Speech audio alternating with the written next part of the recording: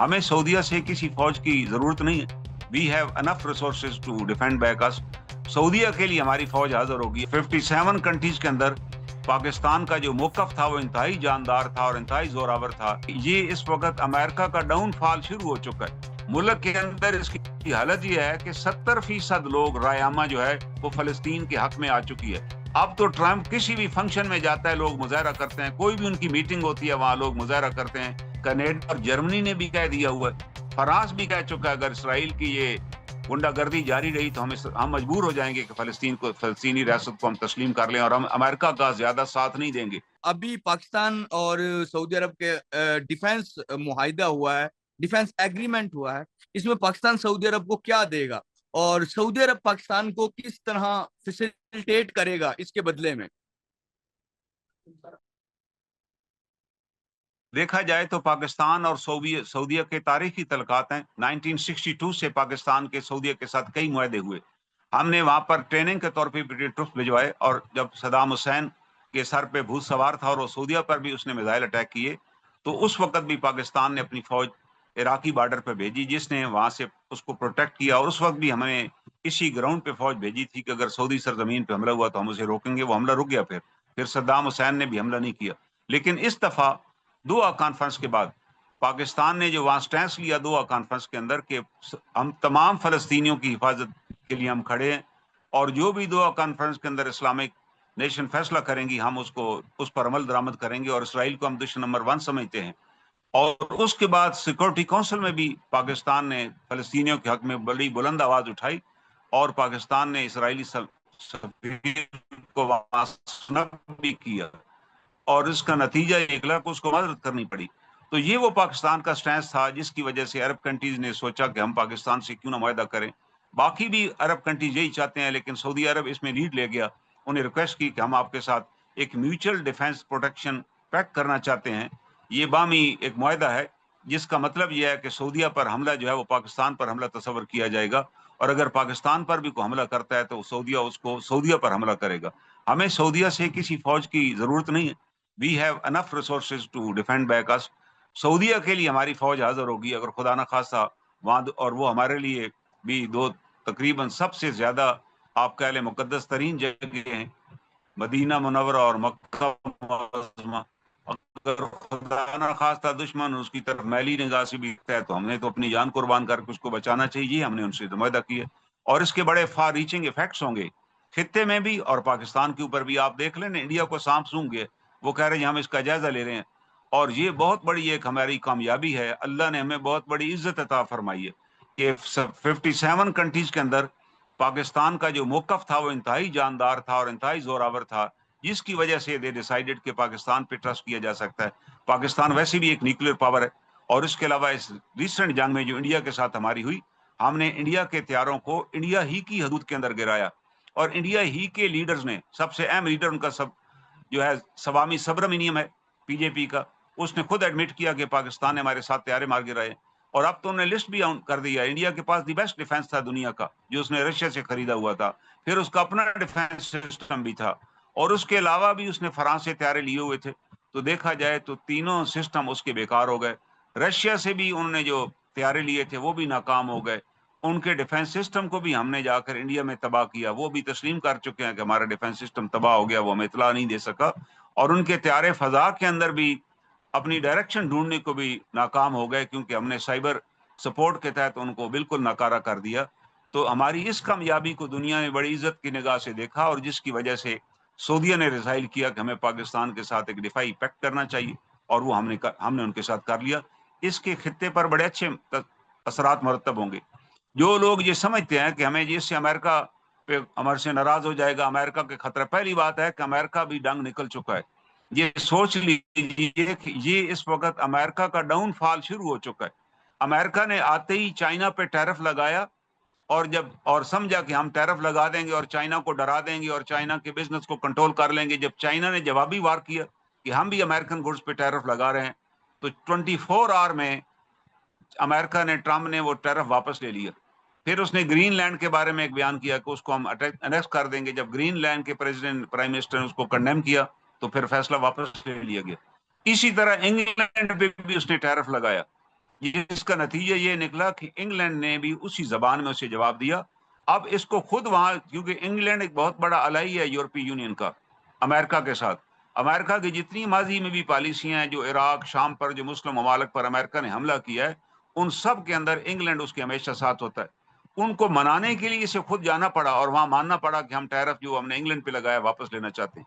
اس کے علاوہ اس نے کینیڈا پر بھی کہا جی ہم ٹیرف لگا رہے ہیں، لیکن جب کینیڈین گورنمنٹ نے بھی ٹیرف انکریز کر دیا تو وہ بھی اس کو واپس لینا پڑا. اب یہ صرف گیدڑ بھبکیاں دے رہا ہے. ملک کے اندر اس کی حالت یہ ہے کہ 70% لوگ رائے جو ہے وہ فلسطین کے حق میں آ چکی ہے. وہ 70% رائے مظاہرے کر رہی ہے اور وہ یہ کہہ رہی ہے کہ جناب یہ جینوسائیڈ ہے، ہمیں اسرائیل کا ساتھ نہیں دینا چاہیے.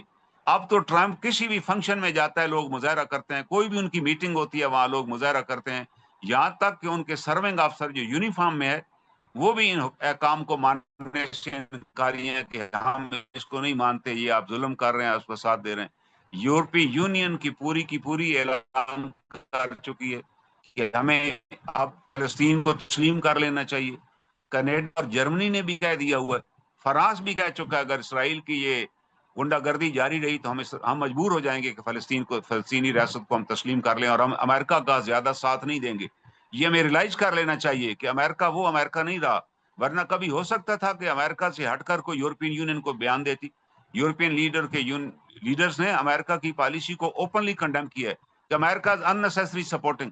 اور آپ دیکھ لیں یورپی یونین کے تمام ممالک کے اندر فلسطین کے حق میں مظاہرے ہوئے، یہاں تک کہ تل ابیب کے اندر 2 لاکھ لوگوں نے مظاہرہ کیا کہ وی آر اگینسٹ جینوسائیڈ. یہ بند کیا جائے کیونکہ ہم آئسولیٹ ہو جائیں گے دنیا میں، ہم دنیا میں کسی جگہ منہ دکھانے کے قابل بھی نہیں ہوں گے. اور یہ ایک بہت بڑی اچیومنٹ ہے میں سمجھتا ہوں فلسطینیوں کے، کہ دنیا کے اندر وہ جو انسانیت ہے وہ جاگ چکی ہے اور وہ سارے کے سارے آوازیں بند کر رہے ہیں اور اسی کو بھی سمجھ آ گئی. پہلے ہمیں یہ ڈر تھا کہ اگر معاہدہ ہوتا کہ جی اس کا ریئیکشن کیا آئے گا مسلم ورلڈ میں سے.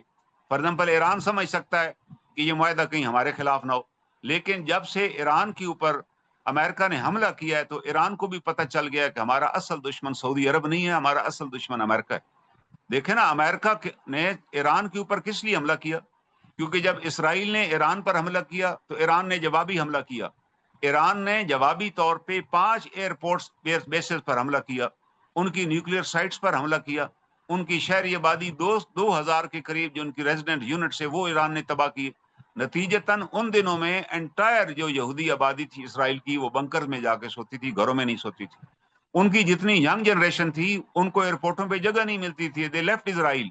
اور اتنا نیچے چلا گیا اور کہ اس کو نیتن یاہو کو بھی سمجھ نہیں آ رہی تھی how should I face my nation.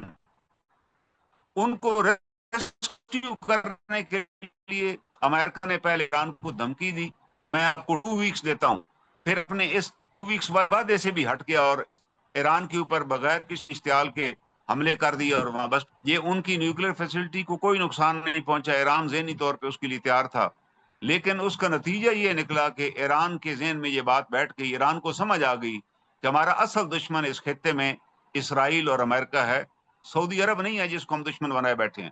یہ تو سی آئی اے کا کارنامہ تھا، ان دونوں کے درمیان اتنا اختلاف بڑھا دیا کہ ایک دوسرے کو دشمن سمجھنے لگے.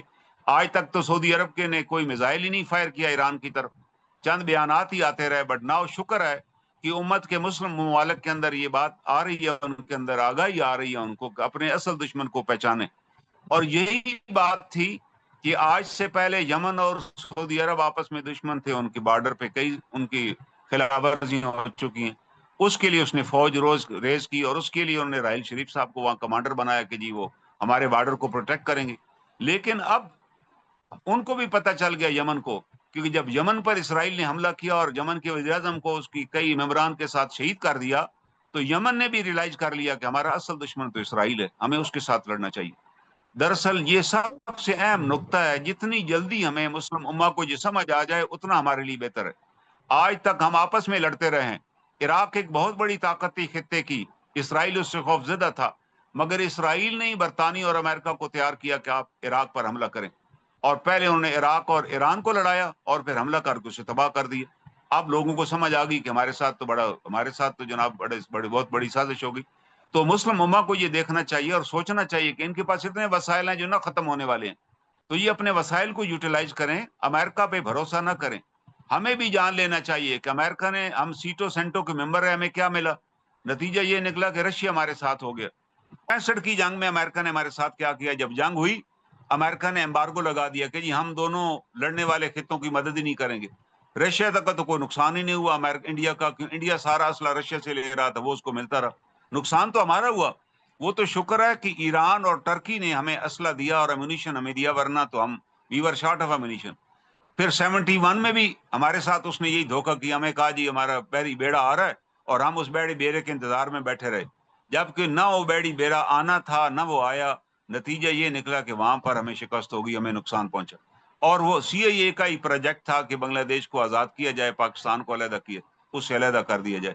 تو آج بھی آپ دیکھ لیں، جب وہ ایران پر حملہ کر سکتا ہے، جب وہ اس پر حملہ، قطر پر حملہ ہو گیا، جبکہ وہاں قطر نے اور مڈل ایسٹ کنٹریز نے 2 ٹریلین کا اسلحہ امریکہ سے خریدا، انویسٹمنٹ وہاں پر کی، صرف اس لیے کہ ہم پروٹیکٹ ہو جائیں۔ ان کو بھی احساس ہو گیا کہ 2 ٹریلین سے بھی ہم پروٹیکٹ نہیں ہوئے، اور ہمیں امریکہ نے یہاں بتایا بھی نہیں۔ امریکہ نے یہ کہا کہ ہم نے حملے سے چند منٹوں نے پہلے بتایا کہ جی حملہ ہو رہا ہے۔ بھائی آپ کے ایئر بیسز سے ان کو ریفیولنگ کی گئی، اور اب تو اسرائیل کے افسروں نے بھی مان لیا ہے کہ we discuss the entire plan with America, اور امریکن پریزیڈنٹ کی اپروول کے بعد ہم نے اٹیک کی ہے، یہ چیز سامنے آ چکی ہے۔ اب عرب نے یہ ریلائز کیا کہ ہمیں مزید امریکہ پہ کوئی بھروسہ کرنے کی ضرورت نہیں ہے، امریکہ ناقابل اعتماد ہے، اس کے منہ کو مسلمانوں کو خون لگ چکا ہے۔ کس طریقے سے اس نے لیبیا کو تباہ کیا، کس طریقے سے اس نے شام کو تباہ کیا، کس طریقے سے اس نے عراق کو تباہ کیا، یہ تو اب ہمارے ان مسلم حکمرانوں کو سوچنا چاہیے۔ اب یہ سوچنے کا وقت ہے۔ اس وقت امریکہ کے ہاتھ سے یورپی یونین نکل چکا ہے، اس وقت اس کے ہاتھ سے وہ کمان، وہ جو سنگل پاور تھی وہ ختم ہو رہی ہے۔ اب تو چائنا اور رشیا مرج کر رہے ہیں دنیا کے اندر۔ آج دیکھیں نا، امریکہ نے یہ بیان دیا کہ جی پچھلے صدور تھے، ان کی حماقت تھی جنہوں نے بٹگرام، یہ جو اڈا تھا بیگرام کا، رشیا کے افغانستان کے حوالے کیا، یہ ہم واپس لیں گے، کیونکہ اس کے ذریعے سے ہم سرویلنس کر سکتے تھے چائنا کی۔ تو چائنا کا بڑا زبردست بیان آیا، اس نے کہا جی آپ کیسے لے سکتے ہیں؟ اور طالبان گورنمنٹ کا بھی بیان آ گیا کہ کسی بھی صورت میں ہم آپ کو یہ اڈا نہیں دیں گے، ظاہر ہے وہ نہیں دیں گے اڈا، یہ لے بھی نہیں سکتے۔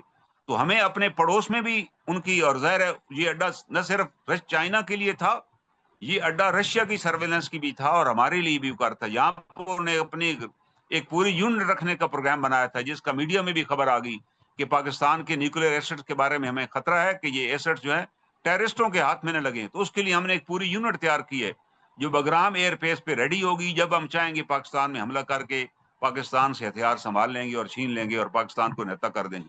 لیکن الحمدللہ جب تک پاکستان ایک نیوکلیر پاور ہے، کوئی دنیا کی طاقت پاکستان کی طرف میلی نگاہ سے نہیں دے سکتی، نہ حملہ کر سکتی ہے، نہ سوچ سکتی ہے۔